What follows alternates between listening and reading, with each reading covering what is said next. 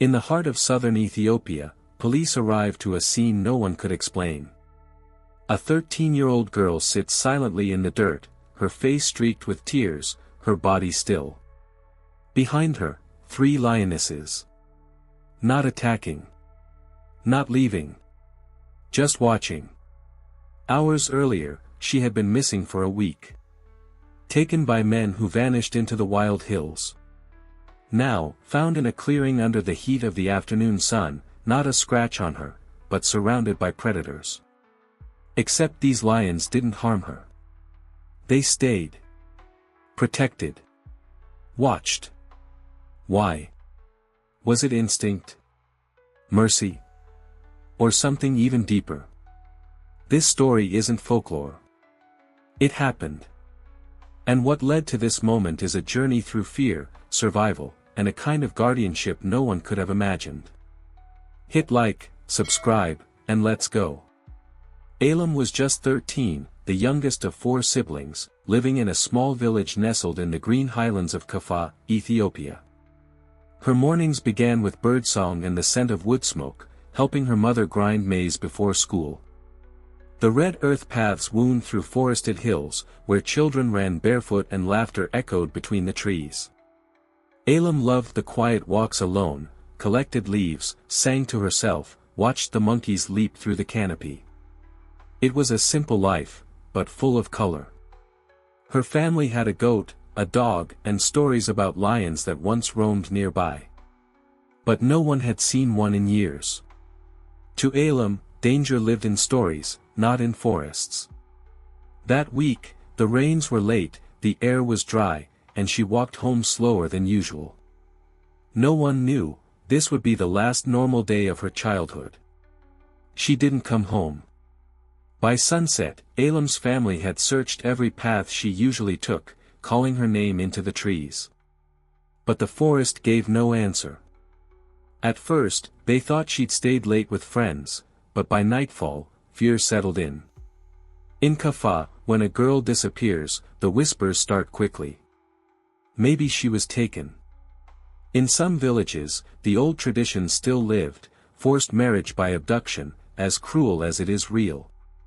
Her mother's hands shook as neighbors lit torches, men fanned out into the hills. No one wanted to say it aloud, but everyone feared the same thing. Somewhere out there, Elam was alone, or worse, not alone at all. The air grew colder. The forest, once familiar, now felt like it was hiding something. Something had happened. And no one could yet imagine what came next. Days passed.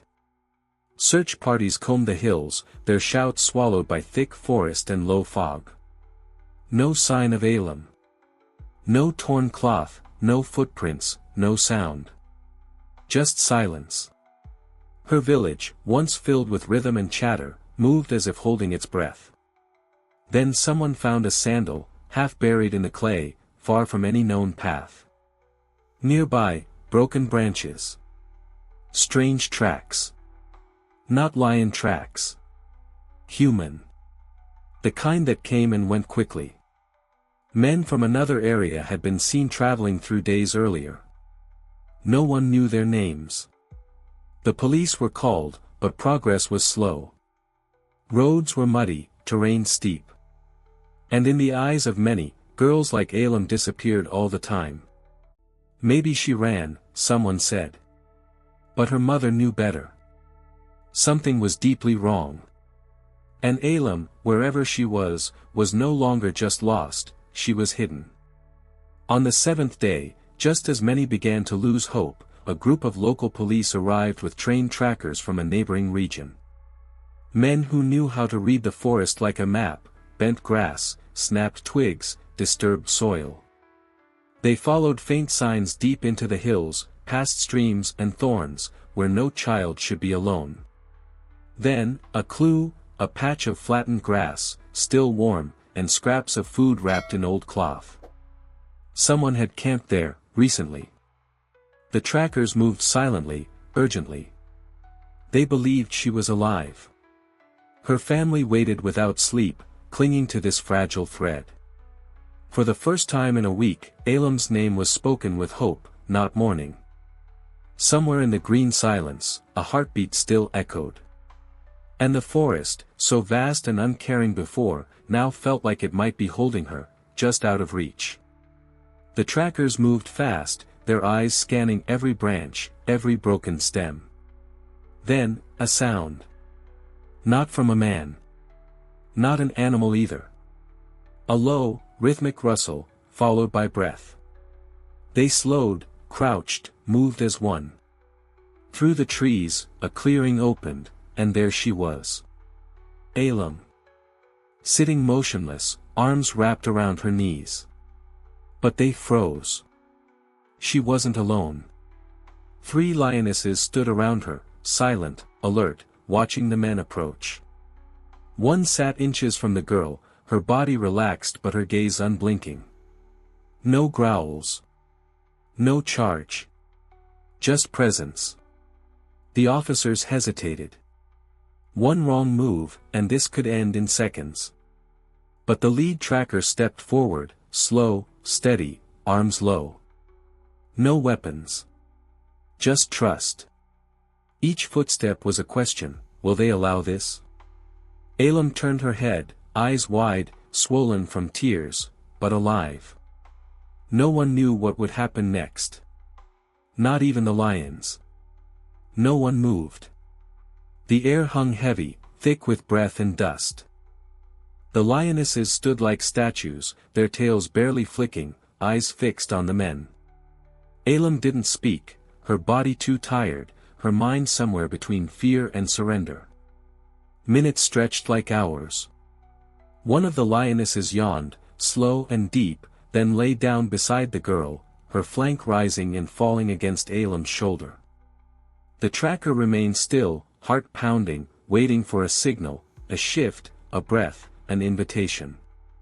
Behind him, the others held their ground, silent. This was no longer a rescue. It was a negotiation without words. And in that clearing, where wild met human, the rules were no longer clear. No one dared break the silence. Even the birds had stopped. The only sound now was the soft exhale of a lion's breath, and a girl too tired to be afraid. Then, without warning, the lioness beside Elam stood. A slow, silent rise. The other 2 followed. No roar. No sign of threat. Just motion, fluid and final. They looked once more at the humans, then turned toward the trees. One by one, they disappeared into the forest, as if melting back into shadow. Elam blinked, confused. For the first time, her body trembled. She reached for the tracker's hand. He stepped forward, wrapped a blanket around her shoulders. Behind them, someone finally exhaled. The spell was broken. She was safe. Alive. Untouched. And the guardians, gone. No one spoke. No one needed to. The impossible had happened. 3 wild lions had protected a child. Not for minutes. But for hours. Maybe longer. And now, for the first time in days, Elam allowed herself to cry. Not from fear, but from something close to peace. Elam never fully understood why the lionesses stayed. She only remembers their eyes, calm, watchful, and the warmth of one breathing beside her as night fell. Years later, she still dreams of that clearing, of silence broken only by rustling leaves and steady hearts. The men who took her were found and arrested. Her family rebuilt slowly, gently. But something inside her had shifted. Not fear, something stronger. Trust, perhaps. In nature, in mystery, in survival. Experts would say the lions mistook her cries for those of a cub. But to Elam, they were protectors. Not tamed. Not owned. Just there, when she needed them most. In a world that often forgets its kindness, this story whispered something different, that even the wild can choose mercy. And sometimes, Mercy looks like a lion.